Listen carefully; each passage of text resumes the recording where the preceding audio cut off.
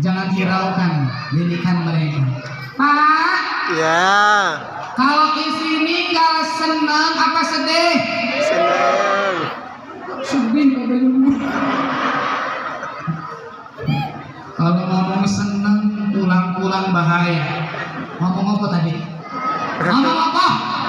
Ulangi. Luar biasa. Sedih ibu. Nabi ditinggalkan sang istri sedih. Kenapa sedih? Luar biasa. Sedih bukan karena kecantikannya. Sedih bukan karena dia keturunannya. Tapi sedih karena kesolehannya. Betul tidak? Betul. Maka kalaulah ada suami yang sedih karena istrinya meninggal, sedih karena kecantikannya, banyak penggantinya. Betul tidak? Betul. Tapi kalau sedih karena akhlaknya, karena kebaikannya, susah untuk dicari. Betul? Betul. Luar biasa Ibu Siti Khadijah mah Ibu. Solehahnya luar biasa. Nabi sampai sedih, Nabi murung, gak mau dakwah lagi. Luar biasa. Kalaulah bapak-bapak sedih, ditinggal istri, gak mau ke sawah lagi, gak mau makan, gak mau minum kalau sedikit. Nabi sangat sedih Ibu karena kesolehan Siti Khadijah. Suatu ketika Nabi sangat mengingat sang istri yaitu Siti Khadijah. Tak kala Nabi pulang, Assalamualaikum warahmatullahi. Waalaikumsalam warahmatullah. Bapak kalau salam pulang dari mana? Dari kerja ke rumah. Kira-kira kalau salam Bapak sama istri dijawab enggak Pak? Jawab. Dijawab. Syukur kalau dijawab ya. Kan ada. Salam. Kirain siapa? Bapak. Ya Allah. Ibu Siti Khadijah istri yang salihah, Nabi sangat sedih. Ada suatu kisah Ibu yang menjadi bulu gidik ini berdiri. Pada suatu ketika Nabi Muhammad SAW pulang dari dakwah. Kanjeng Nabi Ibu lelah letih. Nabi ingin mengembalikan kekuatannya, mengembalikan tenaganya, dan biasanya beliau meminum susu perah daripada kambing. Itu sudah bikinnya yang aneh-aneh tuh. Susu perah dari kambing. Emangnya suami kita. Nabi ingin minum susu kambing. Ingat susu kambing. Belum sati paham. Nabi melihat istri yaitu Siti Khadijah sedang sibuk di belakang, sedang masak, sedang nyiapin makanan. Maka Kanjeng Nabi langsung ke belakang ke kandang. Nabi merah sendiri, Nabi minum sendiri, ketahuan sama Siti Khadijah. Siti Khadijah langsung datang, ya Rasulullah, ini ada pisau, ini ada pedang, penggalah leherku karena aku tidak melayanimu wahai suami. Luar biasa. Kira-kira Bapak digituin enggak Pak? Bapak kira-kira kalau nyeduh kopi sendiri, dulu. Bapak nyeduh kopi sendiri, isi datang Pak, ini golok sembeli saya Pak, gitu enggak Pak? Enggak. Yang ada istri malah gitu, buat kopi sendiri, ini gulanya.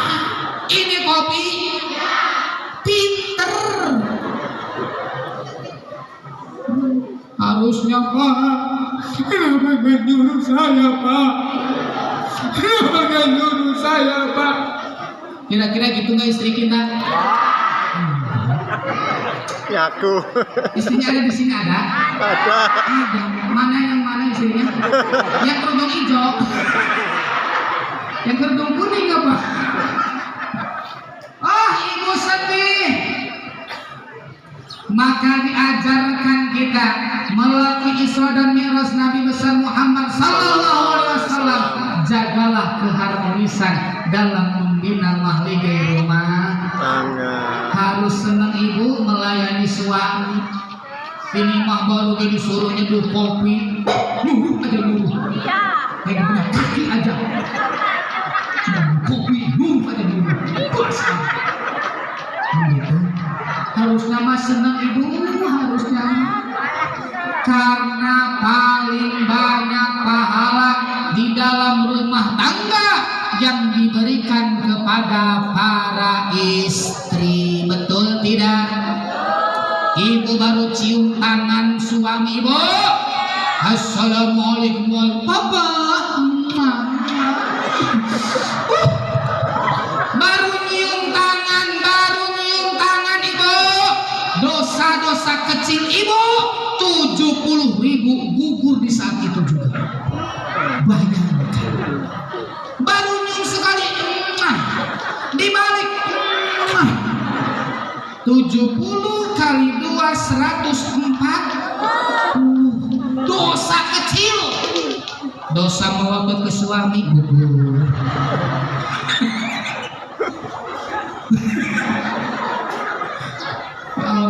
Kan gitu, tak terasa bu ya kita dari mulai bangun dosa terus sama suaminya. Kamu kemana Pak? Iya mak, sekalian nanti cari gas, beli minyak bimoli, habis itu beli garam, habis itu beli sayur, habis itu sekalian Pak beli telur 2 kilo. Duitnya mana di bapak? Ya Allah, baru mau berjamaah subuh udah dibebanin belanjaan. Mending gasnya 1 2 gasnya itu dibawa sama dia. Allah, sholat dulu napa? Kan gitu. Padahal tidak boleh ibu menyuruh suami, nggak boleh, nggak boleh. Halah. Ibu langsung merasa bener aja, dibilangin halah. Ya Allah, masih jadi suami Pak ya. Nggak apa-apa, asal mereka senang Pak ya. Nggak apa-apa, mau sholat subuh bawa gas 5 nggak apa-apa. Udah dateng, udah dapat Pak, udah dapet. Pasangin sekalian Pak, iya. Terus sekalian beras dicuci Pak, di Magicom sekalian. Itu ikan belum dipretelin, ikan belum dibersih-bersihin sekalian Pak, buset. Ya Allah. Allah karim, nasib berkaca kepada Siti Khadijah. Tak kala Siti Khadijah meninggal, Nabi Muhammad dilanda kerinduan yang mendalam.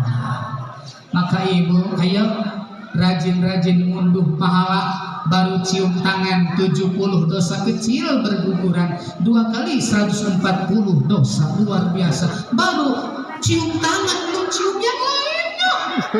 Alhamdulillah. Santri jangan tahu nanti. Hadirin ma'asyiral muslimin rahimakumullah. Sudah jam 11:30. Sampai jam berapa ini Pak Kiai? Jam 1. Enak aja jam 1. Kuat itu jam 1 kuat. Ibu yang kuat, saya yang letoy. Enak aja kuat. Hadirin ma'asyiral muslimin rahimakumullah. Bahkan ibu saking kehilangan Siti Khadijah, tak kala Nabi menikah dengan Siti Aisyah, ternyata Nabi selalu menceritakan Siti Khadijah, menceritakan istrinya yang dulu meninggal, Siti Aisyah, sampai sampai iri hati. Kenapa Rasul begitu cintanya, begitu tidak bisa melupakan istri yang pertama. Betul? Oh, luar biasa. Maka Siti Aisyah pernah bertanya, ya Rasulullah, emang apa yang diperbuat Siti Khadijah kepadamu sehingga engkau susah melupakannya? Aku istrimu yang sekarang, aku lebih muda, aku masih perawan, aku lebih cantik, tapi engkau masih ingat dengan dia.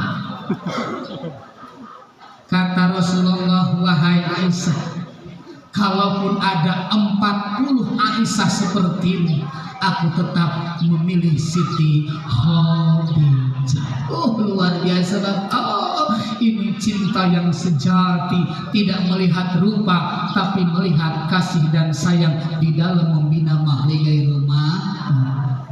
Siti Khadijah waktu sakit parah tidak mau ada pesan dengan suaminya, malah dia berpesan kepada Siti Fatimah, wahai anakku, ya ibnati Fatimah, ya ibnati Fatimah.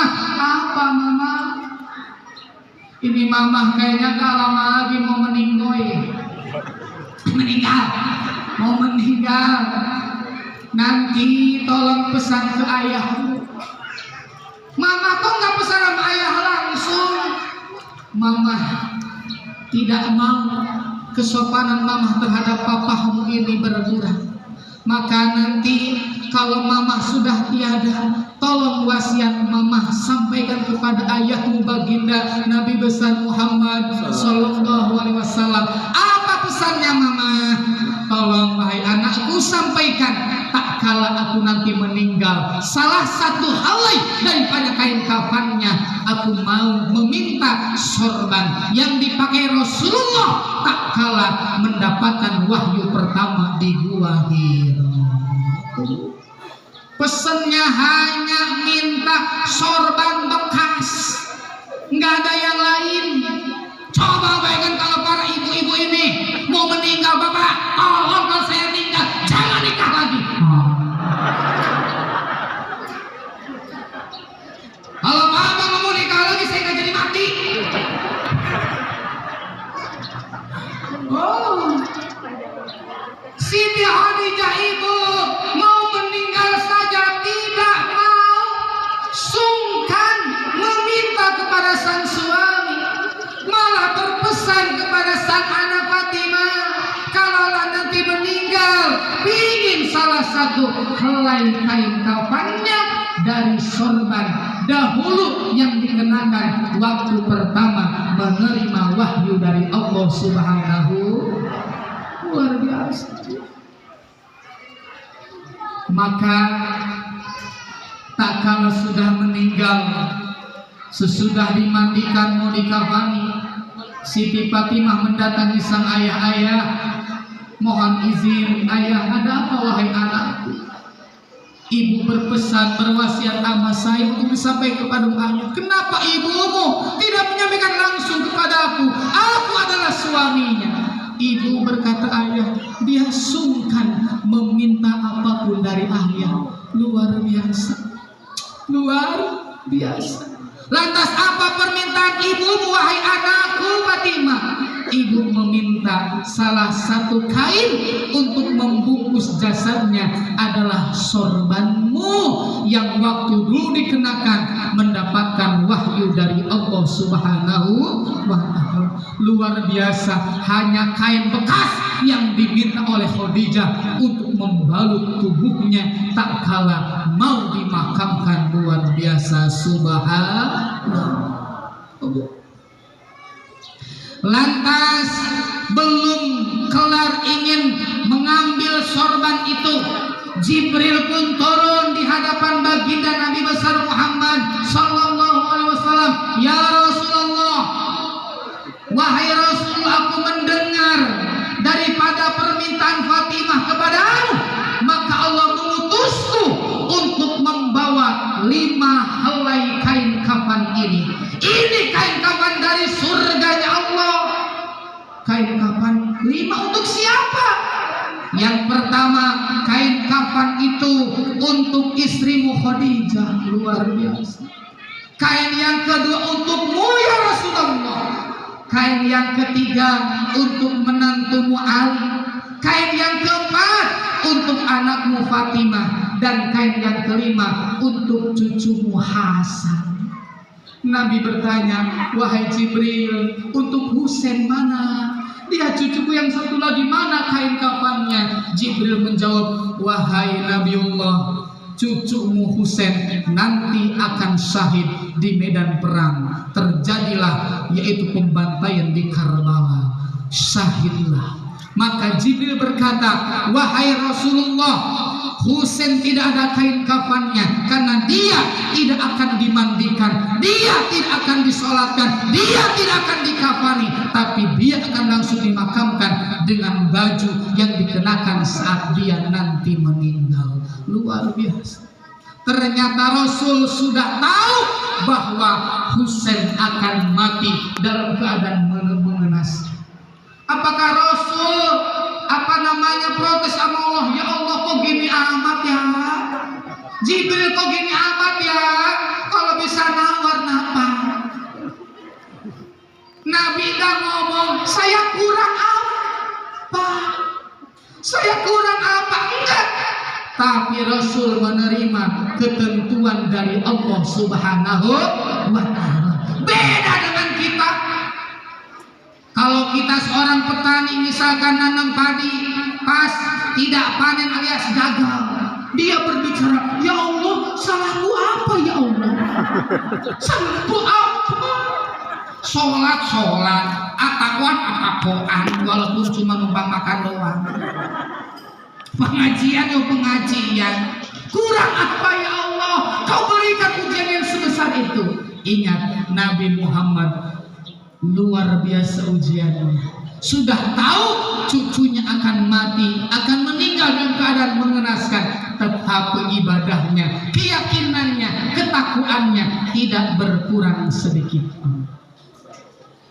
Maka Ibu, di dalam momentum ini kita semua dalam hidup ini yakin banyak ujian dan cobaan. Ingat, ujian dan cobaan adalah suatu hal yang akan menaikkan derajat kita ke lebih yang tinggi. Amin ya rabbal alamin. Hadirin ma'asyiral muslimin rahimakumullah. Sudah jam 11:40. Saya lihat tema di sini kalau nggak dikupas kasihan. Sudah ditulis temanya, meneladani perjalanan spiritual Isra dan Mi'raj Nabi Muhammad Sallallahu Alaihi Wasallam dalam upaya membangun generasi Muslim yang taat beribadah dan berakhlakul karimah. Cocok. Kenapa? Karena kita pingin generasi, pingin anak-anak kita yang pertama beriman dan bertakwa, dan yang kedua berakhlakul karimah. Caranya bagaimana Ibu? Yang pertama yaitu tanamkan tauhid dari semenjak dini. Wujud kidam bako lil hawa isi kiamu binafsihi ahdaniyah kudrat iradah ilmu yang saman dasar kalam qadiran muridan aliman hayyan sami'an basiran mutakalimah. Luar biasa. Tanamkan akidah semenjak dini. Di mana kita menanamkan akidah? 1 di pondok pesantren, 2 di TPA, 3 di majlis-majlis ilmu. Maka Ibu jangan senang, jangan Ibu diam saja bila mana anak kita tidak mengaji. Naudzubillah ini. Kalau anak kita ngaji, syukur-syukur mondok di sini, maka yang ditanamkan di Huda 606 pertama adalah akidah. Karena apa? Akidah adalah fondasi awal dalam mengarungi bahtera kehidupan. Bukankah kita ibu dulu dari awal tauhid sudah diajarkan? Waktu bapak ibu dulu dilahirkan, apa yang pertama ibu dengar daripada ucapan ke telinga kanan? Ucapan tauhid, ucapan kalimat azan, Allahu Akbar, Allahu Akbar, kan gitu. Yang kanan diazani, yang kiri diqomati. Luar biasa, sudah diajarkan tauhid. Harapan yang pertama yang didengar oleh si jabang bayi adalah kalimat tauhid, la ilaha illallah. Tauhid. Yang kedua ibu, yang kedua supaya kita memiliki generasi yang taat beribadah dan berakhlakul karimah, tanamkan ibadah semenjak dini. Murru auladakum bisolah wahum abna'u sab'u sinin. Perintahkanlah anakmu melaksanakan sholat ketika usia 7 tahun. Disuruh sholat. Jangan nyuruh sholat saja, ibu bapaknya pun harus sholat. Ini mah bapaknya nyuruh sholat, tapi bapaknya masih megang HP. Ibunya nyuruh sholat, tapi ibunya masih megang. Duduk sedikit, HP. Ketemuan dikit sama orang, HP. Mau makan yang dipegang HP, sambil pun yang dipegang. Bener tidak? Oh, luar biasa. Maka ayo tanamkan ibadah semenjak dini. Maka berikanlah peralatan ibadah anak-anak kita. Belikan mukena yang putri, belikan sarung kopiah peci koko yang putra, supaya dari kecil anak kita mau ibadah. Betul? Kalau dari kecil tidak dibiasakan ibadah, sulit ibu. Sama seperti orang nanam pohon, pingin pohonnya lurus, dari kecil dilurusin. Sama kalau kita pingin punya generasi yang berakhlak, generasi yang beriman bertakwa, generasi yang berakhlakul karimah, tanamkan akhlak, tanamkan ibadah, sholat terutama dikala semenjak kecil. Tapi ibu, ternyata menanamkan akidah atau tauhid, menanamkan ibadah, menanamkan akhlak, itu semua akan sia-sia kalau tidak ada uswah, tidak ada contoh yang dia lihat. Apa contohnya? Orang tuanya sendiri. Madrasatul ula, keluarga. Famili adalah lingkungan pendidikan yang pertama dan utama. Maka kalau kita ingin anak kita taat beribadah, anak kita beriman, anak kita pribadi yang berakhlakul karimah, kita orang tuanya harus jadi uswah, harus jadi contoh. Minimal waktu sholat ibu pakai mukena, walaupun nggak sholat. Nah sholat, ibu emang sholat ibu udah pakai mukena kok. Minimal bapak pakai sarung, pakai peci. Nah sholat, bapak udah deh pakai sarung, pakai peci. Padahal belum. Tapi dalam kehidupan rumah tangga jangan dibiasakan berbohong. Ibadahlah kita, sadarlah kita dengan kewajiban. Salah satunya disadarkan atas dasar tanggung jawab terhadap keluarga. Ayo ibadah, mau kapan lagi? Ayo sholat, mau kapan lagi? Untuk apa? Mendidik generasi kita beriman dan bertakwa dan berakhlakul karimah. Selain daripada uswah Bapak dan Ibu semua, orang tua juga harus mencari pergaulan yang baik. Wa khulaqahu sholihin, carilah pergaulan yang baik. Kalaulah di rumah, ya Allah, anak saya pergaulannya kayak gini, disuruh sholat emoh, nah sholat emoh, nah ngaji emoh, ya Allah, emoh aja kayak sapi, emoh,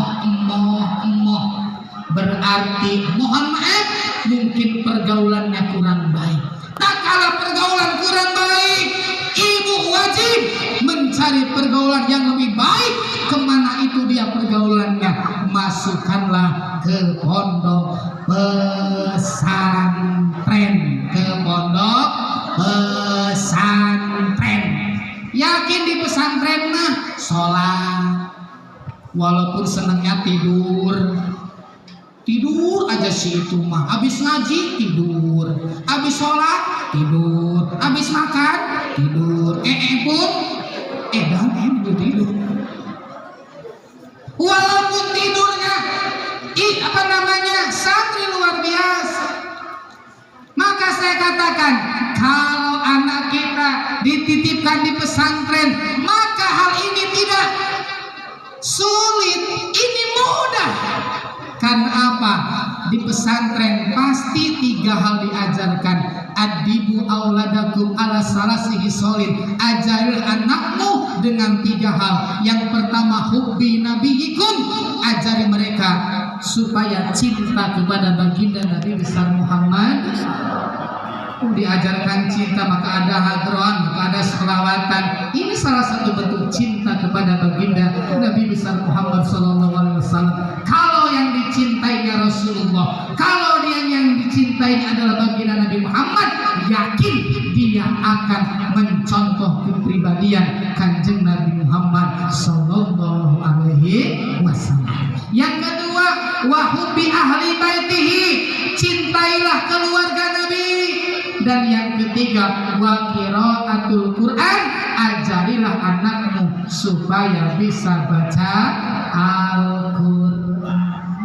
Karena ibu, setiap huruf yang dibacakan oleh anak-anak kita di pesantren dia ngaji Bismillahirrahmanirrahim, Alif Lam Mim, dzalikal kitabu la raiba fihi hudan lil muttaqin. Maka anak dapat pahala, orang tua yang di rumah pun sama mendapatkan pahala dari Allah Subhanahu wa ta'ala. Maka banggalah kita menitipkan anak kita di pesantren, banggalah kita anak kita mau mengaji. Dan yang ketiga dan yang keempat, ibu, carilah rezeki yang halal untuk menafkahi istri, bapak menafkahi anak. Carilah rezeki yang halal. Istri tidak mau yang banyak, istri tidak mau nafkah yang banyak, nggak mau. Yang penting halal. Karena apa, ibu yakin para istri mah yang dibutuhin duit. Bapak nggak pulang-pulang selama setahun, yang penting ada duit. Bapak jelek nggak mandi bau, yang penting ada duit. Bapak mati nggak apa-apa, yang penting ninggalin duit. Ya Allah, ternyata cinta bapak kalah dengan duit. Ya Allah. Maka saya katakan, aktivitas di pesantren oleh para santri semuanya ini adalah kebaikan. Tidurnya saja kebaikan. Saya ada kisah, ibu boleh berkisah? Boleh? Boleh. Ini kisahnya beda Pak Kades. Pak Kades sampai mau tidur. Oh ya Allah, sudah mucek ya Allah, matuk banget. Ada kisah di pesantren ibu, ada santri, enggak santri orang sini enggak. Dulu kami dikisahkan sebagai motivasi ketika mondok. Ini santri di pondoknya adalah santri senior, santri paling lama di pondok. Bahkan santri itu mondok di awal peletakan batu pertama. Buset. Ini nyantri di pondok peletakan pertama sampai puluhan tahun. Tapi santri ini mohon maaf, ngaji tidak bisa.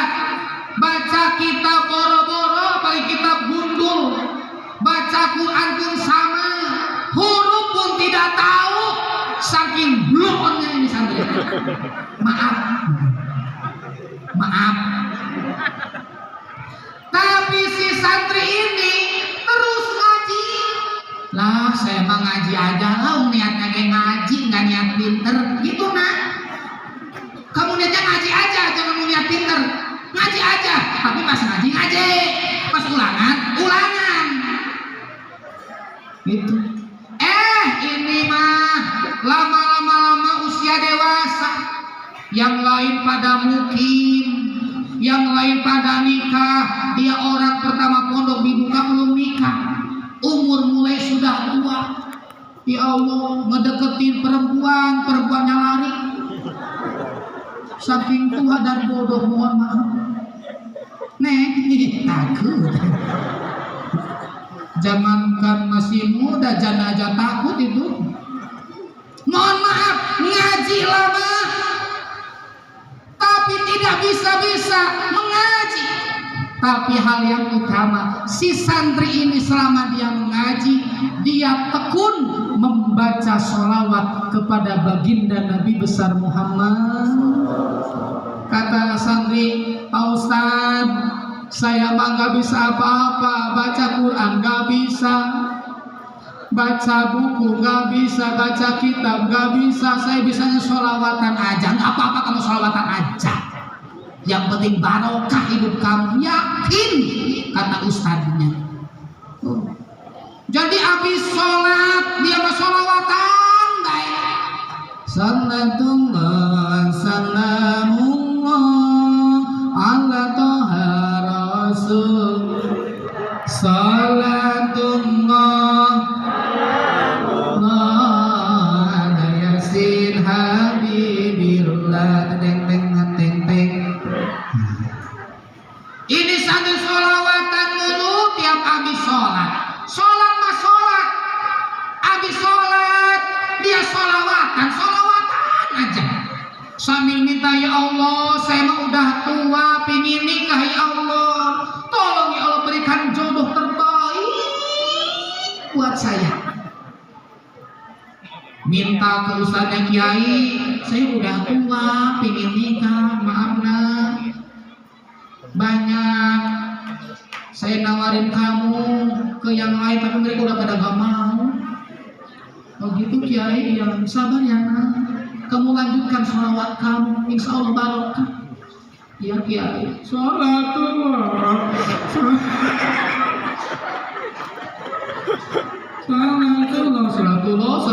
ya Allah, gitu aja dia. Tahajud dia malam-malam, lagi-lagi habis tahajud sholawatan, habis sholawatan dia minta, ya Allah ya Karim, angkatlah derajatku ya Allah, aku ingin nikah ya Allah, jodoh terbaik darimu ya Allah. Walaupun aku banyak kekurangan ya Allah, ngaji nggak bisa, baca kitab baca Quran nggak bisa, aku bisanya sholawatan ya Allah, sholawatan aja ya Allah, sholatullah. Saya minta aja sholawatan. Luar biasa ibu, ternyata diijabah doa si santri yang tua ini. Ada seorang yang kaya raya, dia haji di kampung itu, punya anak satu-satunya wanita. Si wanita itu tidak pernah ngaji karena dia dari mulai brogo langsung disekolahin. Pokoknya nggak pernah ngaji, nggak pernah mondok. Tapi si anak ini lama dia ngaji Haji. Maaf, dia lama sekolah, dia pingin pulang. Pak, aku pingin pulang, Pak. Terus aku pingin menikah. Gampang nak, kamu kan anak orang kaya, kamu cantik, pendidikan kamu tinggi. Mustahil pemuda menolak kamu. Pak, tapi saya pingin menikah dengan orang yang paham agama. Oh, gampang itu mah, Bapak nanti cari di Agung.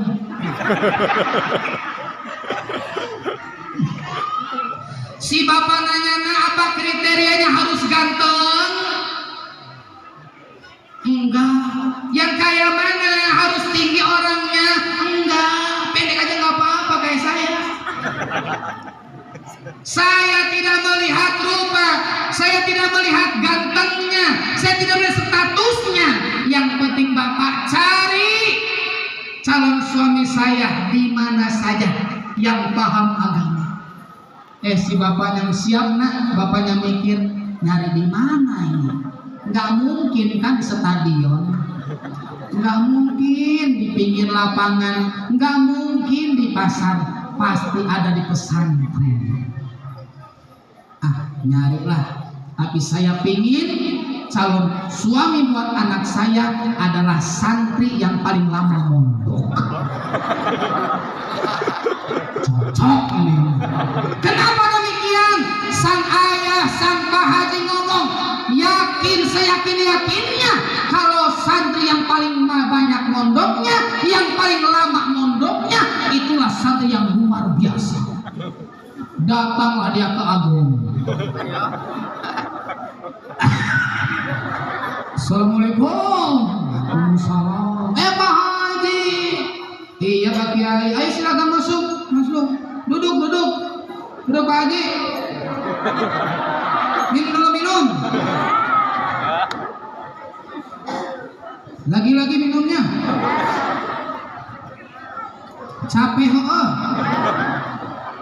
Udah minum. Pak Haji ada apa? Tumben kesini. Gini Pak Kiai, saya mau curhat. Anak saya kan mau pulang dari luar negeri, tapi anak saya nggak paham agama, sholat aja nggak bisa, bacaan Fatihah aja nggak bisa. Nyesel saya. Tapi saya dapat hidayah. Dan juga anak saya dia pingin cari calon suaminya santri dari sini. Oh banyak Pak Haji. Yang kayak mana santrinya? Banyak di sini pilihannya. Tuh yang warna baju biru ada, baju putih ada. Kata Pak Haji, saya tidak mau memilih, hanya satu kriteria saya, santri yang paling lama mondok di sini. Ada tidak? Kata Kiai, ada sih ada, itu satu-satunya. Dari mulai saya buka pondok pesantren itu masih ada dan belum laku. Kata Pak Haji, alhamdulillah doa saya diijabah.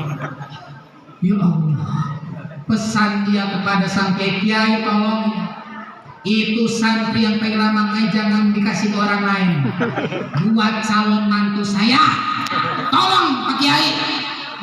Si Kiai bingung, jangan dikasih ke orang, tunggu dia aja ditolak sama orang. Kiai mau ngomong, Pak Haji mohon maaf, ini santri saya dari awal ngaji, mohon maaf orangnya bodoh. Pak Kiai jangan tawadu, jangan rendah hati.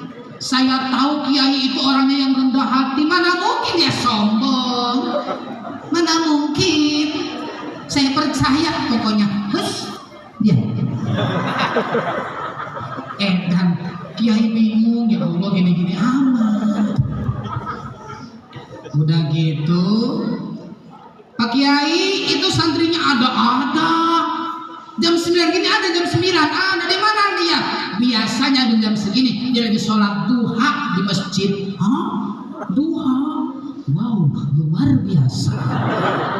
Pak Hajinya, tolong Pak Kiai antarkan, saya pingin lihat mana santri itu. Saya antar apa? Saya pingin diantar, pingin lihat. Datanglah dia ke masjid, noong di jendela. Itu santri lagi baca sholawat 1000 kali, pegang tasbihnya gede lagi, punya kiainya.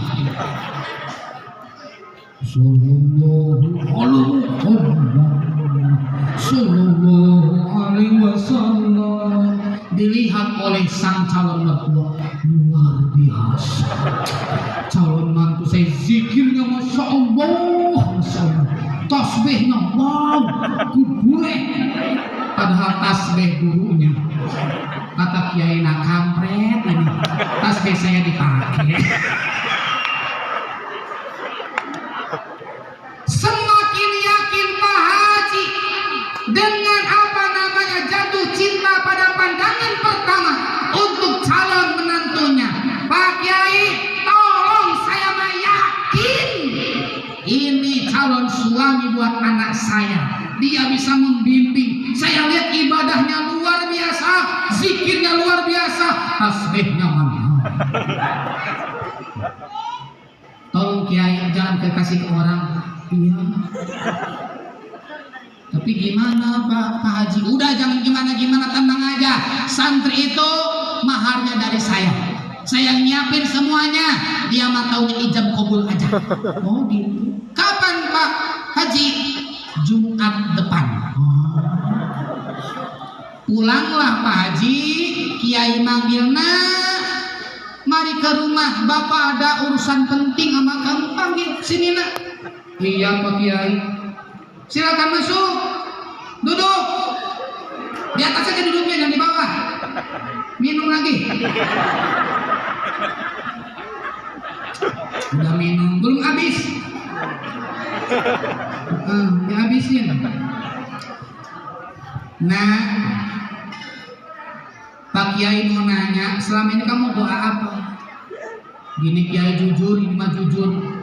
Saya minta diberikan jodoh yang terbaik dari Allah. Nah, doamu terkabul. Ada seorang yang kaya raya, dia datang kepada saya, dia meminta engkau jadi menantunya.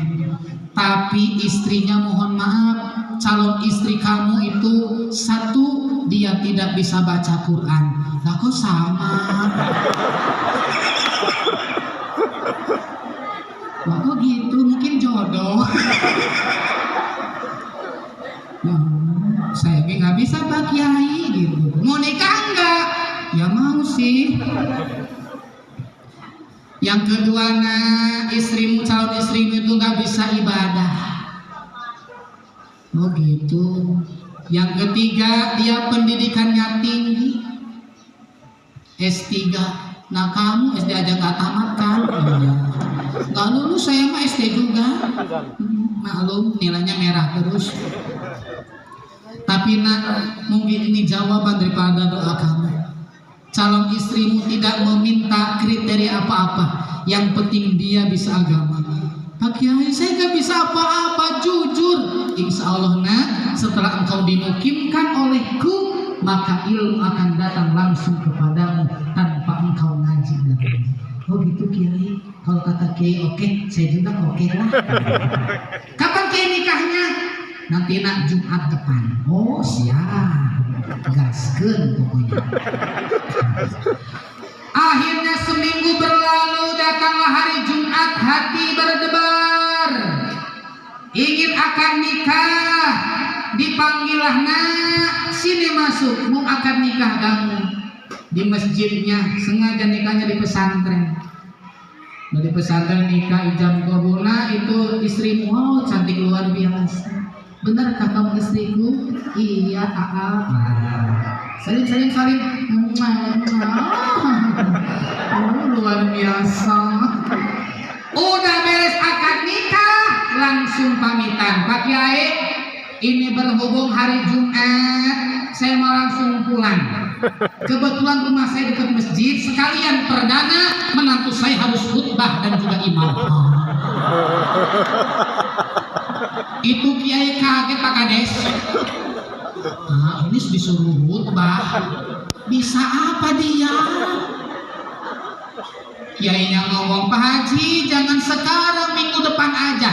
Tidak. Ini urusan saya. Saya ketua DKM di sana. Cancel petugas yang lain. Pokoknya Jumat ini yang khutbah, yang imam anak saya. Kiai bingung, ya Allah, gimana ini? Bisa nggak dia? Ya Allah, Jumatan aja dia duduk paling belakangan. Berangkat belakangan, pulang duluan. Ya itulah santri kayak gitu. Akhirnya Pak Haji tolong jangan sekarang, udah diam. Pak Haji dia nggak bisa apa-apa. Pak Kiai jangan tawadhu. Saya tahu orang tua saya itu nggak ada yang sombong, saya tahu. Man tawadhu amafa Allah, orang yang tawadhu dinaikkan derajat oleh Allah. Oh gitu. Ya sudah, pasrah sang Kiai, datang ke rumah. Nah, ini rumah kamu. Pokoknya sawah, ladang, kebun buat kamu semua. Karena bapak nggak ada orang lain. Ini anak bapak satu-satunya, nggak ada ahli waris lain, semuanya buat kamu. Wow. Tapi hari ini Jumatan, permintaan bapak yang pertama, kamu jadi khotib dan imam. Saya nggak bisa. Diam. Pokoknya kamu nurut. Sekarang pakai jubah punya bapak. Kemarin pulang umroh, pakai jubah. Pakai sorban. Warna putih sorbannya. Tampil masuk ke masjid. Sombong Pak Haji. Mantu saya, mantu. Salim, cium tangan. Ini siapa mantu saya, santri paling lama di Agong. Berarti ilmunya hebat. Dari awal berdiri Agong.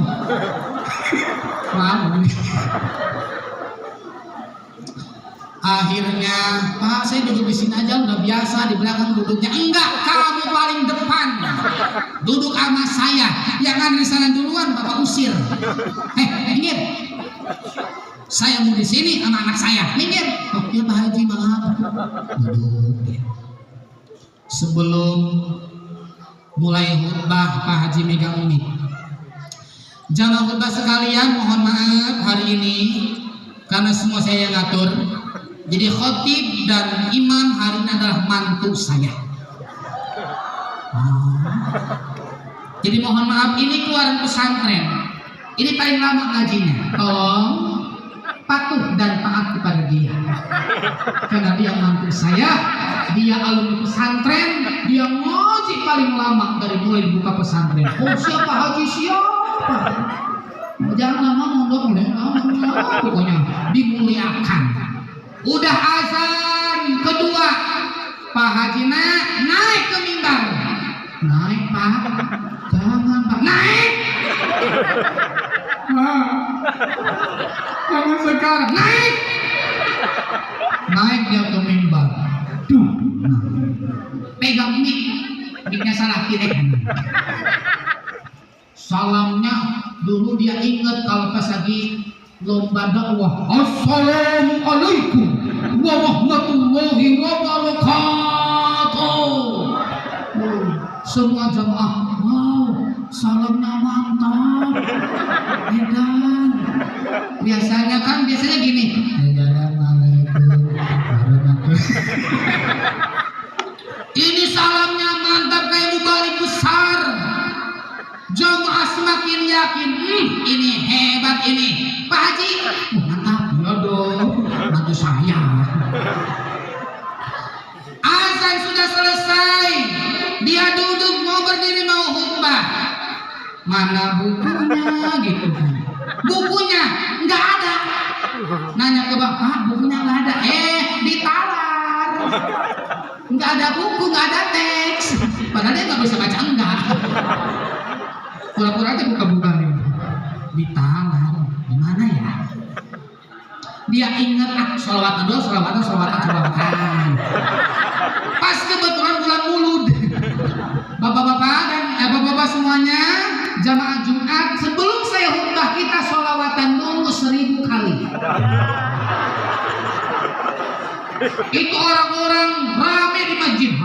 Hei, Pak Hajinya ngomong, ikuti mantu saya. Disuruh salawat. Macem-macem kamu. Nggak dikasih bantuan nanti sama saya. Oh iya siap Haji, siap. Kebetulan Pak Hajinya orang yang dermawan, tiap tahun ngasih bantuan.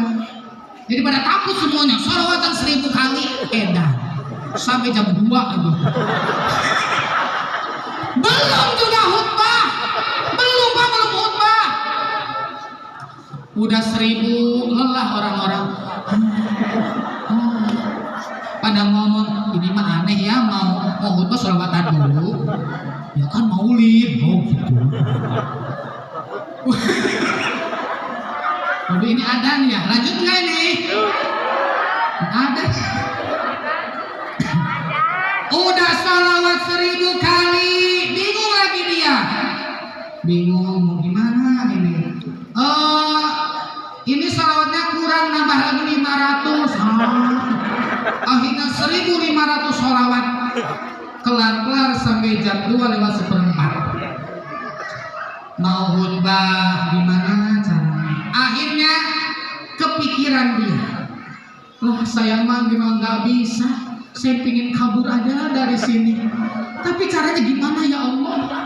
Akhirnya dia ngomong, maaf para jamaah, sebelum saya khutbah tolong dari depan mimbar ke pintu kasih jalan. Jamaah bingung, kasih jalan. Pak Haji berdiri, hei, ikuti perintah anak saya, kasih jalan. Samina wa ta'na. Oh iya mungkin tadi kasih jalan. Sudah. Udah dikasih jalan, si ustadz itu yang lagi khutbah kabur, lari keluar. Ternyata semua jamaah ikut kabur. Kirain disuruh. Karena kata Pak Haji, ikuti perkataan mantu saya. Kabur semua, masjid kosong. Di luar bingung. Lah, kok kita malah keluar ya? Ya kan kata Pak Kiai muda kita suruh kabur. Ya kita kabur. Di luar rame di luar. Kayaknya nggak bisa ditanggung itu Pak Haji. Sate bodoh kayaknya itu mah. Wah udah mulai. Allah ngutus Jibril turun. Tutupi aib hambaku. Tutupi umat Nabi Muhammad yang selalu rajin baca salawat. Tutupi aibnya. Tutupi kekurangannya. Jibril turun Jibril itu masjid langsung dirobohkan. Aja masjid roboh. Semua orang tepuk tangan. Untung kita ikut kabur. Kan hebat banget ini kiainya. Untung kita ikut kabur ya. Ya Pak Kiai, terima kasih. Kalau saya nggak ikut kabur mati saya. Ya Allah. Pak Haji semakin tinggi, semakin berkembang hidungnya. Mantu saya.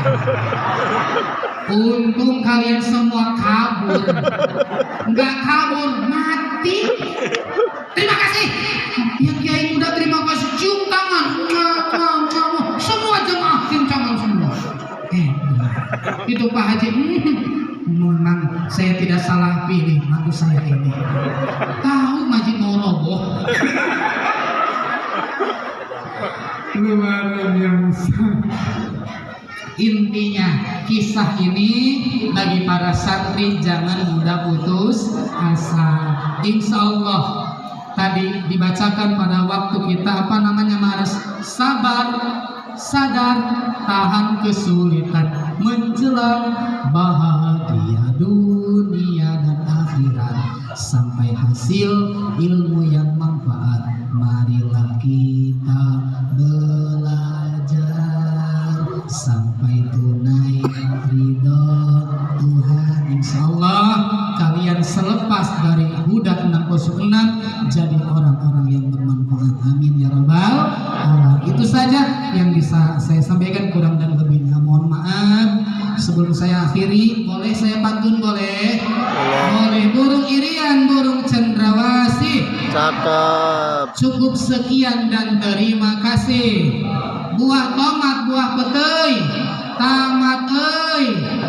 Aura Saudara kasih Lisa Mariana, terima kasih atas undangannya. Wassalamualaikum warahmatullahi wabarakatuh.